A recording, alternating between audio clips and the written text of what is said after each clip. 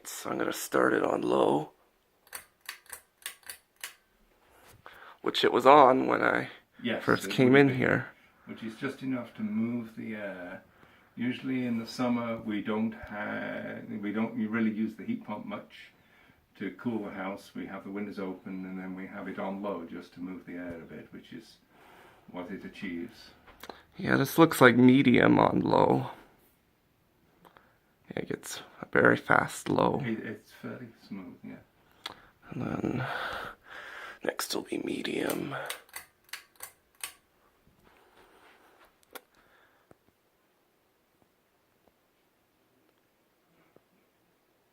You can feel it picking up.